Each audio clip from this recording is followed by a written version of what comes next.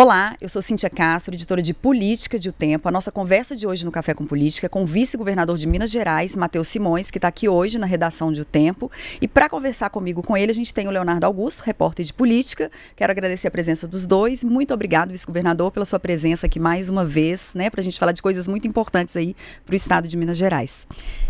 Eu queria começar falando de um tema que está um pouco longe, porque falta um ano, mas não tanto, porque agora que as articulações aí estão começando a tomar, né, mais força.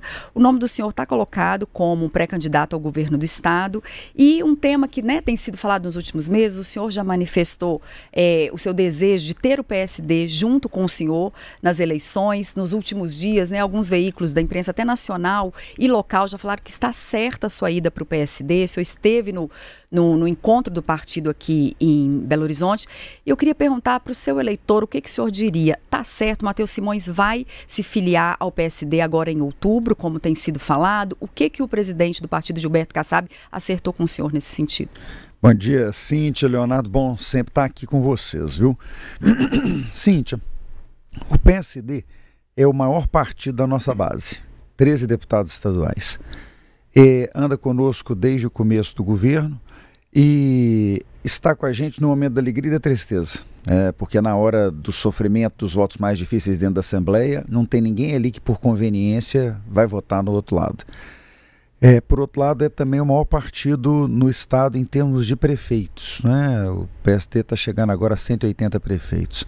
Então, não tenho dúvida do tamanho da força do partido e da importância para mim de ter o partido conosco, até porque seria o óbvio para eles aqui em Minas Gerais.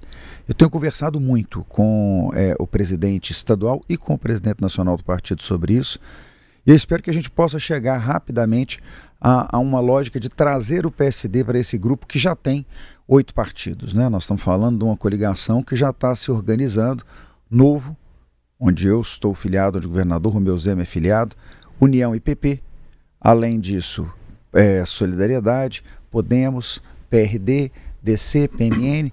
Esses partidos vão dando para a gente a certeza de que a gente está caminhando na direção certa, porque eles validam o trabalho que está sendo feito. Mudar de partido, para mim, seria sempre um movimento difícil, porque eu estou no Novo desde a fundação, eu sou o primeiro eleito no Novo nacionalmente, e eu acredito muito naquilo que o Novo defende em termos de o que é a política necessária para o país. Mas os partidos estão caminhando conosco, tem uma leitura sobre Minas Gerais muito parecida com a nossa. Esse é um assunto que pode avançar ao longo das próximas semanas, mas ainda é cedo para a gente cravar qualquer coisa. A conversa está avançando muito.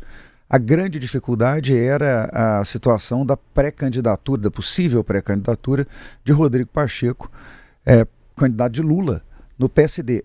Só que eu acho que o próprio partido vai compreendendo que isso não faz nenhum sentido para aqueles que estão alinhados conosco aqui em Minas Gerais. Lançar um candidato que veio se distanciando da política mineira e se aproximando do presidente Lula. Então acho que nós vamos conseguir chegar num caminho de caminhada conjunta que é importante para eles e para nós. Mas essa filiação para outubro, ela está certa? Não, nós ainda não temos nenhum movimento certo, até porque, como eu disse, né, enquanto o partido não tiver uma posição definitiva sobre o pedido de Lula de que eles recebam um candidato dele ao governo do estado, não há como nem essa conversa avançar. Governador, você acha então que o mais viável agora seria, por exemplo, o PSD indicar um vice, o Pacheco saindo do Pacheco, o PSD indica o seu vice, é isso? E o senhor continua no Novo? Não, essa conversa sobre como é que vai ficar a posição do PSD dentro da chapa, ela depende...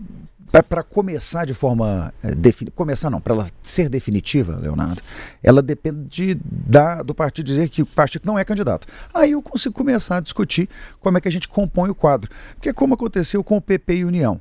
Quando eles disseram nós estamos dentro do grupo, nós ajustamos que a vaga do Senado seria destinada a eles através da pré-candidatura do secretário Marcelo Aro.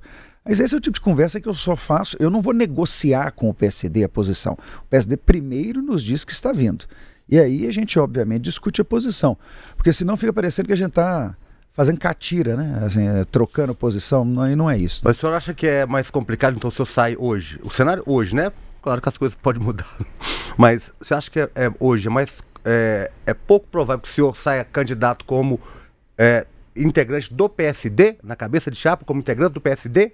Não, eu acho que é muito provável que o PSD esteja conosco. A partir do momento que ele estiver conosco, a configuração da posição dele na chapa é um assunto aberto.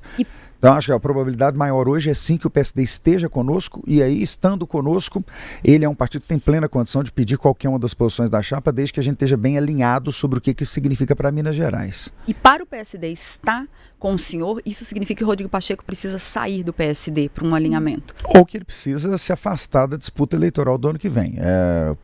Definitivamente, eu e o Rodrigo Pacheco não cabemos dentro da mesma chapa majoritária. Em nenhuma posição, em nenhuma configuração. Mas caberia possível. dentro do mesmo partido? Bom, se ele não for candidato a nada, estiver aposentando, é uma decisão dele, né? Eu não posso expulsar ninguém de onde estiver, né? Você acha que ele hoje está mais próximo, assim, do União Brasil? União Brasil definitivamente não tem espaço para o Rodrigo Pacheco, porque diferente do PSD, que ainda não se manifestou, União Brasil já se manifestou e está na coligação. Se Rodrigo Pacheco for para a União Brasil, é para nunca mais ser candidato. E uma possível filiação, por exemplo, do senhor ao PSD, né, que não está totalmente descartada, como que fica o Partido Novo nisso? Ele não sai muito prejudicado, uma vez que o senhor e o governador Romeu Zema são os nomes fortes assim do Partido Novo em Minas? Acho que o Novo tem que colocar todas as suas energias, e eu também vou colocar toda a minha energia na disputa nacional para que o governador Romeu Zema seja um candidato competitivo, porque isso faria muito bem ao Brasil.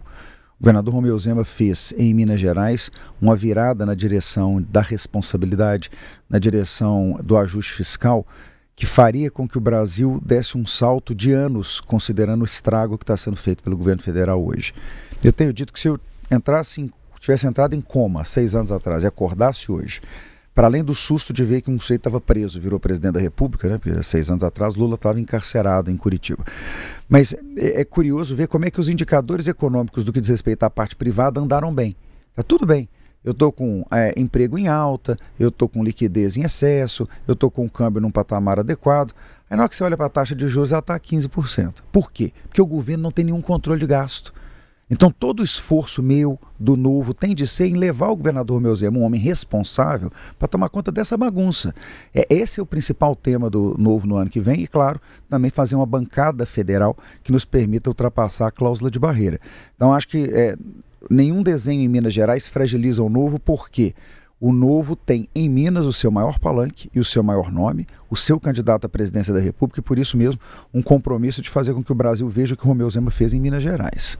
Pois é, governador, mas agora se uma das configurações pode ser aí o senhor saindo pelo PSD, cabeça de chapa, o Novo aqui, mesmo com esse resultado aí das eleições do ano passado, teve um resultado talvez o melhor da história dele aqui em Minas Gerais, né? Ele fica mais fragilizado. Você acha que se o governador Zema conseguir, por exemplo, uma candidatura à presidência da República, ele consegue manter o Novo em uma certa relevância aqui no Estado, ou até no país? Eu acho que a discussão sobre os partidos pequenos no Brasil é uma discussão que está crescendo, mas ela não é uma discussão ruim, não. Nós precisamos de menos partidos e partidos mais fortes. Só que a eleição passada, federal, ela gerou um desequilíbrio de forças na direita pela concentração de votos nas chapas do PL, o que era natural num momento de rivalização muito grande entre Lula e Bolsonaro. Eu tenho a impressão que nesse ano as coisas voltam à normalidade, a direita se distribui de uma forma mais adequada. A gente pode ver, inclusive, a migração de deputados e senadores no meio do caminho para o Novo, Girão, Ricardo Salles, Luiz Lima.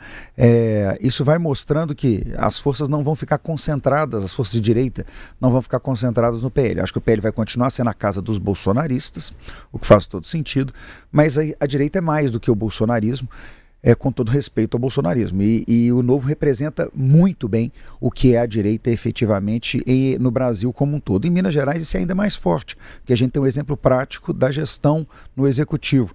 Então acho que nós temos uma boa oportunidade que tem menos a ver com o meu nome, e talvez até no que diz respeito ao Novo especificamente, menos a ver com o nome solto do governador Romeu Zema, que pese ele ser uma bandeira importante para mostrar o que é possível, e mais a ver com o fato de que a direita vai se redistribuir, se reorganizar, até para a gente separar quem é da direita liberal econômica, quem é da direita bolsonarista, e aí a gente vai formar grupos de deputados um pouco mais bem distribuídos. Você acha que essa direita mais bolsonarista, ela acaba atrapalhando a direita mais essa do mercado, essa que está mais preocupada com o mercado, não?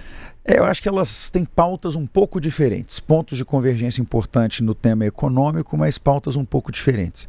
Quando a gente chega, por exemplo, na discussão do nacionalismo nas empresas, isso é um pouco diferente, a visão sobre o futuro de alguns setores econômicos, a necessidade de que eles sejam comandados pelo Estado. Mas isso é pequeno perto do que une a direita. Essa noção de que o Estado tem errado muito em gastar muito mais do que pode, em tentar controlar a vida do indivíduo. Então eu diria que a direita bolsonarista e a direita, ou a centro-direita, já que é assim acaba que é assim que a gente fala, né? A centro-direita e a direita bolsonarista, elas têm em comum a decisão de que o Estado precisa ser menor e que o Estado não pode restringir os direitos da população em termos de manifestação, em termos de liberdade de expressão. Isso é muito mais forte do que as coisas que separam esses dois grupos. Vice-governador, assim, a gente queria falar um pouquinho, quando o senhor fala da direita, o senhor tem defendido, não sei se ainda é essa defesa do senhor, a união da direita aqui no Estado, né? No nível nacional, a gente já vê, assim, algumas candidaturas, pré-candidaturas sendo acordadas que vão estar seguindo independentes no primeiro turno, o governador Romeu Zema já lançou, o Ronaldo Caiado de Goiás também, e a ideia é que no segundo turno eles estejam unidos contra a esquerda. Em Minas, o senhor tem defendido a união da direita já no primeiro turno. Uma vez que, não sei se isso vai ser possível, mas isso não se viabilizar, pegando esses dois nomes, outros nomes da direita que são fortes, senador Cleitinho do Republicanos e o deputado federal Nicolas Ferreira do PL, qual dos dois o senhor acha que seria um adversário mais difícil de se enfrentar no governo do Estado? Eu tenho duas convicções. A primeira delas é de que nós precisamos de Nicolas Ferreira no Congresso Nacional. O deputado Nicolas faz um trabalho que nós não temos outra pessoa para fazer na direita brasileira. Ele mobiliza o jovem, ele mobiliza as redes sociais e ele tem uma liderança natural de um grupo muito grande de deputados dentro do Congresso. O deputado Nicolas faria muita falta para Minas Gerais e para o Brasil, e faria muita falta para o PL, o partido dele. Tem meu respeito, minha amizade, minha consideração. Temos pontos de divergência, com a PEC da blindagem, mas isso não diminui meu respeito por ele, pelo que ele faz, de jeito nenhum, pelos votos que ele representa. Senador Cleitinho, eu tenho um pouco de dificuldade de fazer a leitura do que ele pretende. O senador, diferente do Nicolas, que claramente tem um papel a cumprir na próxima eleição sendo candidato, o senador Cleitinho não é candidato na próxima eleição, se não for a governador, porque ele está no meio do mandato dele de Senado. E aí tem hora que eu acho que ele está dizendo que ele vai ser candidato, tem hora que ele está dizendo que não. O que me parece claro é que a gente não deveria correr risco de dar para a esquerda a possibilidade de ir para o segundo turno aqui, para a gente dar palanque para o Lula no segundo turno. Nós deveríamos tentar terminar a eleição de Minas Gerais no primeiro turno, porque é o mesmo grupo que estava defendendo a manutenção da esquerda do lado de fora. Estivemos todos juntos durante esse tempo. Eu não vejo por que a gente separar. E eu considero que eu estou pronto, porque eu já estou na posição. Agora, se o senador Cleitinho resolver que é candidato, os mineiros vão avaliar como é que isso vai seguir. Eu tenho convicção de que o meu trabalho é conversar com os dois continuamente, faço isso. Mas entre Cleitinho e Nicolas, tem algum que o senhor acha que seria mais difícil de enfrentar? Não, acho que não. São públicos muito diferentes, né? O público do Cleitinho tende a ser um público exclusivamente de rede social, enquanto o público do Nicolas é um público de reflexão de direita, né? São públicos um pouco diferentes. Acho que os dois públicos fazem parte da minha base. Então é claro que qualquer um dos dois, de alguma forma, diminui o meu número de votos no primeiro turno e provavelmente arrasta a eleição para um segundo turno. Essa é a minha preocupação. A minha preocupação é porque, se a gente estiver junto, nós vamos ter uma eleição de um turno só. Se a gente estiver separado, nós provavelmente vamos forçar um segundo turno, o que não seria bom, porque daria para Lula um palanque em Minas. O Radar da Veja trouxe uma nota semana passada, uma reflexão curiosa, porque assim, eu nunca tinha feito ela desse jeito, mas é verdade. Está dizendo, em Minas Gerais a eleição parece estar definida. Todos os partidos de centro se alinharam ao lado de um candidato da direita. Mas a direita parece querer levar a eleição para o segundo turno, porque tem lançado a possibilidade de candidatos alternativos ao vice-governador. A reflexão é essa mesmo. Então eu espero que tanto o PL, que precisa lançar e eleger um candidato ao Senado, eu tenho defendido isso e podem fazer isso na nossa chapa, quanto o senador Cleitinho, tenha a tranquilidade de vir na direção da minha pré-candidatura. Agora, governador, você está dizendo isso, mas você está em último lugar nas pesquisas de intenção de voto, as que já saíram. E emendando, eu lembro do senhor, assim que acabou a diplomação, terminou a diplomação no Palácio das Artes em 2022, o senhor foi para a Praça da Liberdade estava lá conversando com as pessoas, se apresentando para as pessoas e tal. Depois disso, já estava rodando, continuou rodando o estado inteiro, e hoje o senhor ainda é o último colocado das pesquisas que aparecem, que são publicadas. O que deu errado aí? O senhor não ficou conhecido? O que aconteceu? Fouad Noman era o último lugar nas pesquisas até o início da campanha. Ganhou a eleição, né? Anastasia era o último lugar nas pesquisas até 30 dias antes do início da campanha. Ganhou a eleição também. Os vices, Ricardo Nunes começou a campanha depois de 3 anos de exercício do mandato, hein, gente? No caso do Nunes, ele não exerceu só 9 meses, não. Ele exerceu o mandato inteiro. Ele começou em 4º lugar a campanha em São Paulo, ganhou a eleição. Os vices, eles normalmente não são percebidos pela população. E a população só vai entender que são eles que estão sendo colocados para continuar a gestão no momento em que eles assumem. Isso é muito natural, acontece, não é no meu caso não, então não deu absolutamente nada errado. É o fenômeno natural de que as pessoas estão ocupadas com a vida delas e não com a vida política. Quem vive político o dia inteiro somos nós políticos. As pessoas vivem as vidas delas.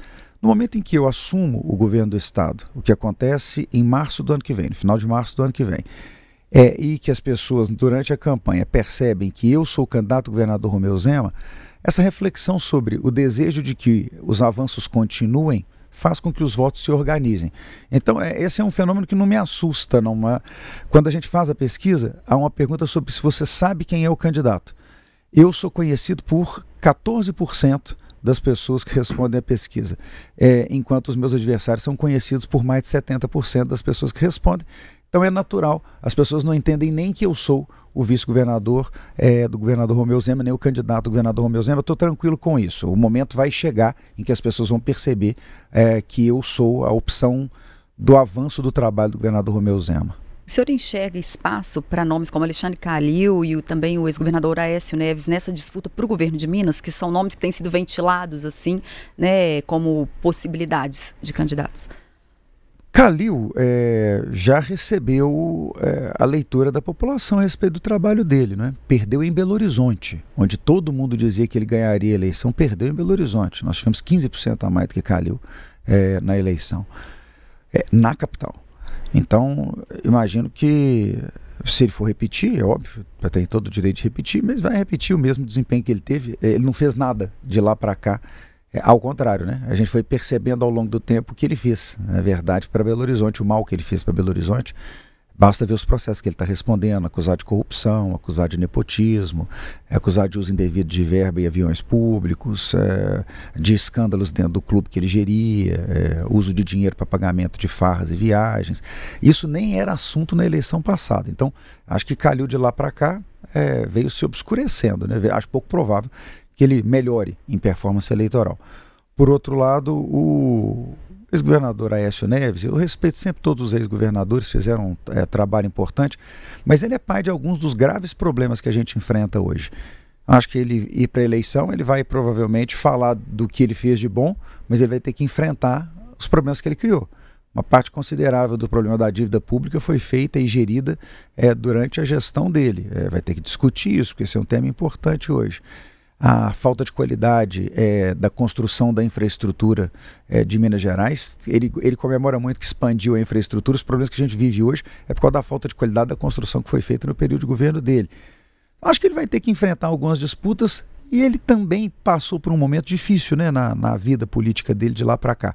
Mas respeito, é um candidato que poderia se lançar. O partido veio diminuindo ao longo dos últimos anos, o PSDB, mas me parece que ele vai assumir a presidência nacional. Então, enfim, está tentando se colocar como uma alternativa.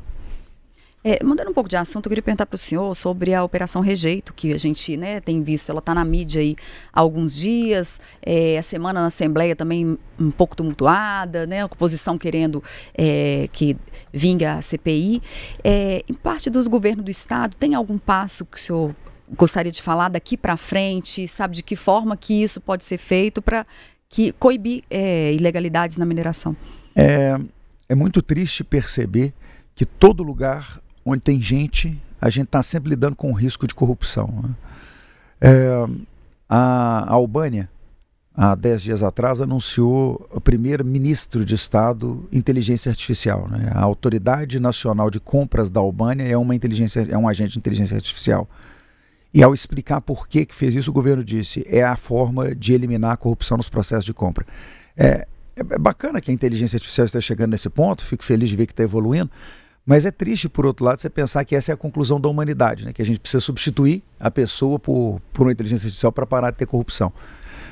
Eu acho que a gente precisa ser mais severo com o tratamento de corrupto. Não passar pano para absolutamente ninguém que comete deslize. Tanto é que todos os investigados no processo, independentemente da ordem judicial, que foi de afastamento só de 2, nós oneramos 7 servidores. E estamos fazendo agora uma auditoria nos processos em que esses servidores atuaram e, obviamente, em todos os processos desse grupo econômico que está sendo investigado. E eu fico entristecido de ver como é que uma coisa que é uma riqueza de Minas Gerais, que é a sua variedade geológica, pode ser usada tão mal em todas as esferas, né? Nós temos policial federal envolvido, nós temos a cúpula da Agência Nacional de Mineração envolvida, nós temos servidores envolvidos. O que a gente tem que fazer é intensificar a fiscalização, mas eu quero chamar a atenção para uma coisa. Burocracia só cria espaço para a prática de corrupção. A gente precisa entender que ter um processo de licenciamento mais burocrático, ao invés de deixar o processo mais seguro, ele deixa o processo mais aberto a esse tipo de interferência política e financeira. A gente devia colocar mais esforço na fiscalização. O caso da ANM é um bom exemplo. Pagaram lá 3 milhões de reais para o diretor dar um parecer, o corpo técnico está lá cuidando da pareceres. A ANM continua não fiscalizando as barragens em Minas Gerais.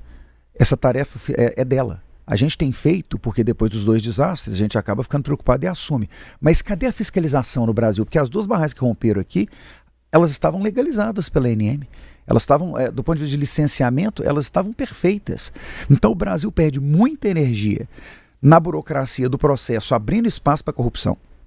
E pouca energia na fiscalização do que faz. Isso serve para construção, para saneamento, para sanidade, né, para vigilância, e serve para licenciamento ambiental. Se a gente tiver um pouco mais de foco em fiscalizar o que foi autorizado, simplificando os processos de autorização, e eu não estou falando para diminuir a exigência, tá certo, gente? É só simplificar a burocracia, porque o que está acontecendo nesse processo que está sendo investigado é compra de mudança de opinião de gente ao longo de processos que duram anos para licenciamento. Você vai criando oportunidade de reavaliar um passo, de retomar uma decisão, porque o processo vai se esticando, porque ele é burocrático. Nós temos que diminuir a burocracia, aumentar a fiscalização e ser rigoroso com o corrupto. É assim que a gente acaba com esse problema. E ontem teve uma operação da Polícia, né, Federal, junto com a Polícia Militar de Minas, em relação ao crime organizado. Essa tem sido uma bandeira defendida para o senhor e provavelmente vai entrar até na futura campanha. E recentemente também a gente teve um café da manhã com o chefe do Ministério Público e ele falou da presença do Comando Vermelho. Ele já havia falado conosco, com a imprensa, né, sobre a presença do Comando Vermelho, principalmente na região da Zona da Mata, porque quando aperta o cerco no Rio, os bandidos vão ali para Juiz de Fora, outra cidade que eu não me lembro o nome, e no sul de Minas do PCC, ele citou que Pouso Alegre e Varginha. O que tem hoje em relação a isso? E assim, o efetivo da polícia, essas questões assim práticas são suficientes para coibir, para combater essas ações do crime organizado aqui? A gente vem sofrendo pressão das 3 grandes organizações, o TCP, o PCC e o Comando Vermelho. Eles tentam entrar no Estado e estabelecer aqui o que a gente chama de governança de território, né, que é a tomada de território. A gente tem combatido isso em todas as frentes. As 3 principais são essas mesmo, a frente de Teófilo Otoni, a frente da Zona da Mata e a frente do sul de Minas. Agora, é importante a gente perceber nessa operação de ontem que a gente prendeu 19 pessoas e bloqueou 230 milhões de reais. Então nós já estamos com 230 milhões de reais aprendendo dinheiro, além de casas, carros. É importante a gente perceber como é que o mundo comum está misturado no crime e isso faz com que fique mais difícil fazer as investigações, o que tem exigido cada vez mais inteligência da nossa parte. Nós tínhamos dezenas de empresas lavando dinheiro para essa organização. Conseguimos fazer os bloqueios, mas foi um trabalho de inteligência muito duro. Nós vamos conseguir manter o crime organizado enquanto estrutura de violência fora do Estado, empurrando ele sempre. Mas a gente precisa romper com 2 dificuldades que o STF está criando para a gente e que são muito graves. Primeiro, o STF está nos impedindo de ter acesso aos relatórios de inteligência financeira do COAF, dizendo que isso não pode ser utilizado para matéria penal, que isso é tema tributário. Olha, me desculpe, é um absurdo impedir que a Polícia Militar, a Polícia Civil e o Ministério Público Estadual tenham acesso às informações, porque a Receita está vendo as transações irregulares, ela está vendo que tem dinheiro entrando e saindo sem justificativa operacional. Por que é que nós não estamos tendo acesso a esses relatórios e por que é que o STF está tentando nos impedir de ver o que está acontecendo nessas movimentações? Isso não está protegendo sigilo financeiro nem sigilo fiscal, está protegendo bandido. Então o STF tem que pôr a mão na consciência nessa discussão sobre o acesso das polícias estaduais aos relatórios de inteligência do COAF. Além disso, nós sabemos quem são todos os chefes envolvidos no comando de crime organizado em Minas Gerais. Estão todos escondidos nas favelas do Rio de Janeiro. Porque há uma DPF, a DPF das favelas, que impede que a gente faça operação estruturada dentro de favela no Rio de Janeiro. Isso é um absurdo. Nós estamos criando resort do crime no Rio de Janeiro, onde o bandido vai lá para dentro, eu estou com ele interceptado, eu sei onde ele está, eu sei fisicamente onde ele está, e eu não posso entrar lá para pegá-lo. Porque o STF diz que eu não posso promover ocupação estruturada dentro de favela. Me desculpe, o STF está protegendo o bandido. Ao invés de perder um ano discutindo só política, igual eles estão, por que eles não pegam essa DPF para julgar? Ela está parada há mais de 10 anos. Não tirar da gaveta, bater a poeira de cima dela e prestar atenção nos problemas de verdade do Brasil, porque a gente está discutindo problema de mentira. Fica discutindo prisão de manicure por ter escrita batom, perdeu mané em estátua, ao invés de julgar a DPF das favelas. Ó, pelo amor de Deus, devia ter vergonha de fazer uma coisa dessa. Agora, a Polícia Federal e o Ministério Público Federal, eles têm acesso a esses dados do COAF. Eles não fazem parte das nossas investigações, né? Por exemplo, apesar da gente ter falado Polícia Federal, tem nenhum agente da Polícia Federal ontem envolvido. Ontem não tinha? Não, nós mandamos o nosso povo foi o Ministério Público. E também não, o Ministério Federal também não.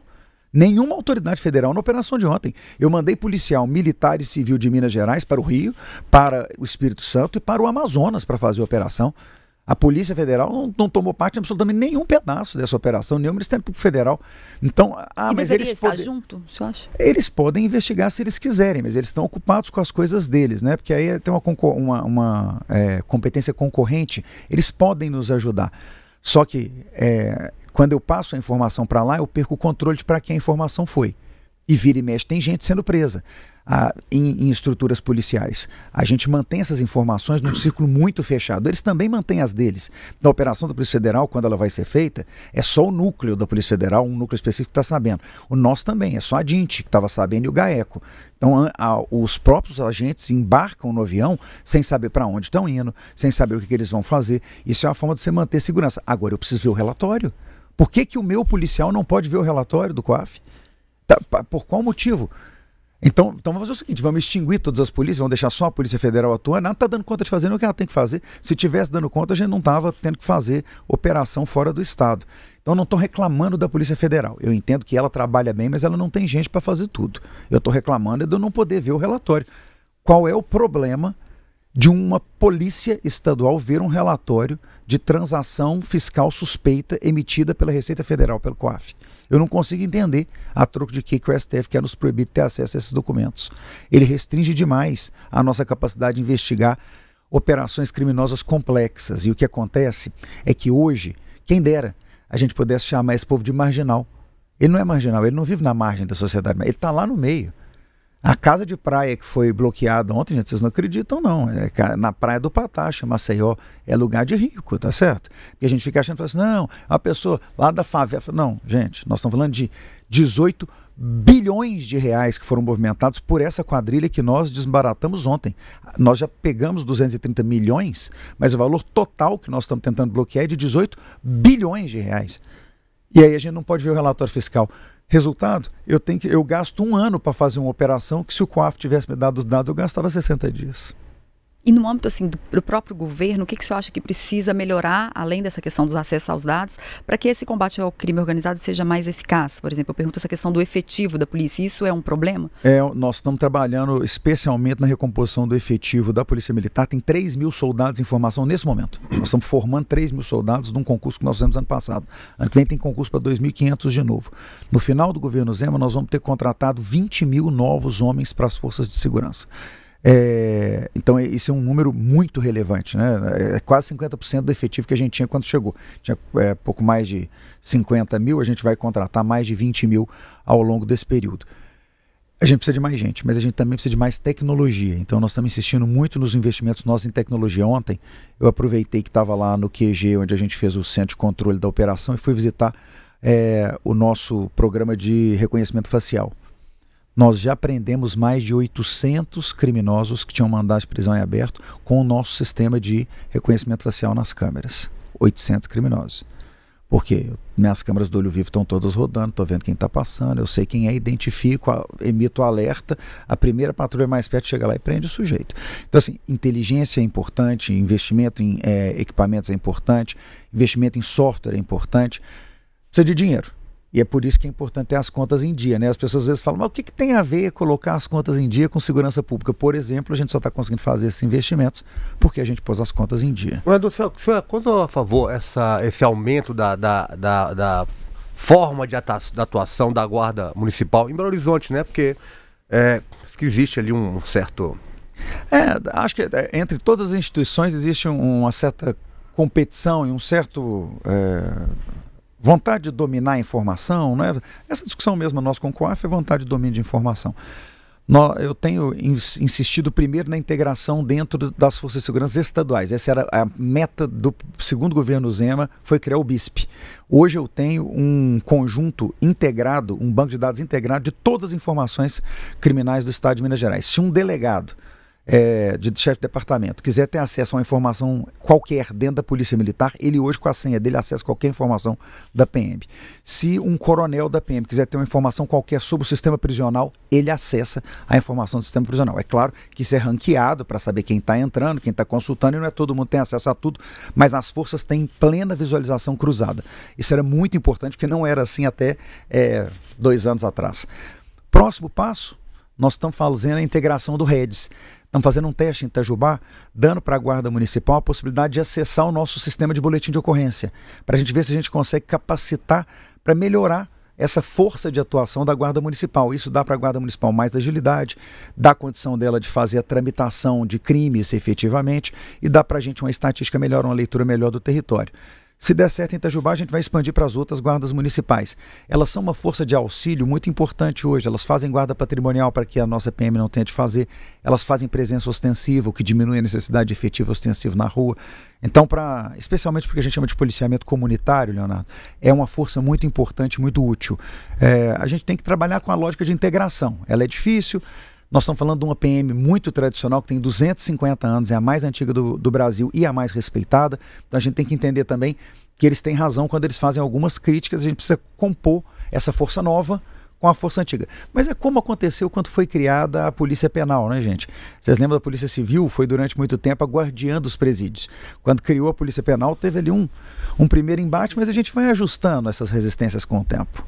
A gente está caminhando para o fim. Eu queria perguntar uma coisa, Léo, se quiser voltar para encerrar, mas eu queria perguntar do Vetor Norte, porque para a gente não deixar de falar disso, porque concessão é um tema, concessão de rodovias, né? É um tema que o senhor defende, até, né, por essa questão focada na segurança. E a gente viu esse debate muito forte ali, governo do estado, depois foi para o TCE, a gente fez várias reportagens disso, e esse tema deu uma acalmada. Como é que está essa questão das concessões, dos pedágios ali nas rodovias que compõem o Vetor Norte? Isso morreu ou não?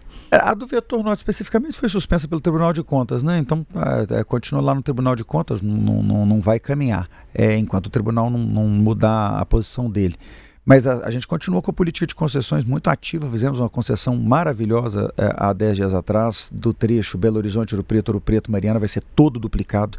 Depois Mariana até Ponte Nova, vamos ter terceiras faixas, um investimento de quase 5 bilhões de reais, então um investimento muito importante para a região.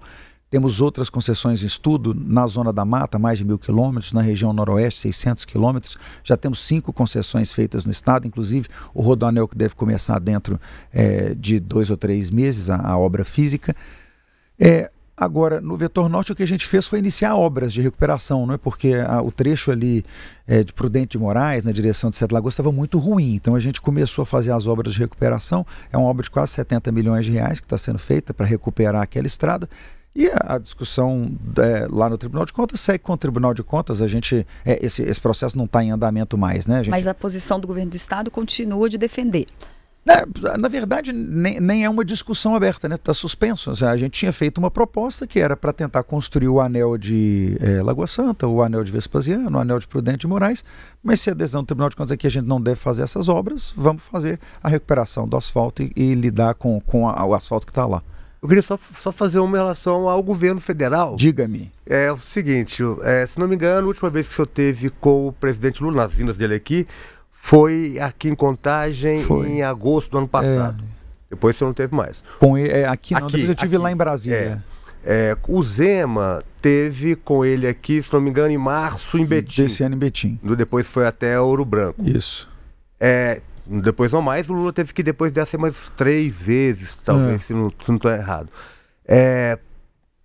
Essa ausência de vocês, das vindas do Lula aqui, da última vez, inclusive, acho que vocês nem mandaram representantes, se não me engano, porque pelo menos não foi anunciado que foi no aglomerado da Serra aqui. Para usar uma palavra que está no momento aí, falta química entre o senhor, o governo Zema e o governo Lula? Na verdade, enquanto a gente estava discutindo temas que eram do interesse do Estado, e a gente estava discutindo a repactuação de Mariana, a gente acabava tendo conversas com o presidente que eram importantes. Passado isso, o presidente não está se envolvendo em temas técnicos de Minas Gerais. Ele vem aqui para fazer anúncios de obras que nem são do governo federal, são dos governos locais deles e que são governos de oposição a nós. Cria só constrangimento e mal-estar a presença da gente, né? Então, a gente acabou tomando uma decisão, e o governador, ministro, veio falar de trabalho, de investimento, estamos juntos o tempo todo, vamos a Brasília, eu vou a Brasília pelo menos 2 vezes por mês, o governador, eu acredito que também alguma coisa parecida com isso, e a gente vai a Brasília para conversar com o governo federal, resolver os problemas de Minas Gerais. Eu sou figura carimbada nos ministérios do Infraestrutura, no Ministério de Minas e Energia, por causa dos problemas de mineração aqui, no Ministério da Fazenda, que esse daí eu acho que já tem até crachá de tanto ir lá discutir a dívida de Minas. Então não é falta de diálogo com o governo federal. Mas ficar fazendo palco para o Lula também faz pouco sentido, entendeu? Vira uma lógica de ficar batendo palma para anúncio que não é do governo federal e muitas vezes com propostas que a gente não concorda. Então vira uma lógica de assinte, acho que não faz muito sentido mais não. O clima tem virado um clima desagradável em alguns dos eventos. Claramente o evento é montado para que quem fez o evento seja aplaudido e quem não é daquele grupo seja eventualmente vaiado. Então, para poder fazer filme para o Instagram, não vale a pena o desgaste, não. É melhor o tempo trabalhando, gastar essa energia aí trabalhando para o governo do Estado. Inclusive negociando nesse mesmo tempo com os ministros do Lula, com quem a gente tem um monte de assuntos pendentes. Matheus Simões, vice-governador de Minas, muito obrigada pela presença aqui hoje. Quando o senhor quiser voltar, estamos abertos no Café com Política. Eu que agradeço, gente. Obrigado mesmo. Obrigado. Obrigado a vocês que nos acompanham. Essa entrevista vai estar disponível no canal de O Tempo, no YouTube, também nas nossas redes sociais, no portal otempo.com.br e também no Jornal Impresso. Muito obrigada.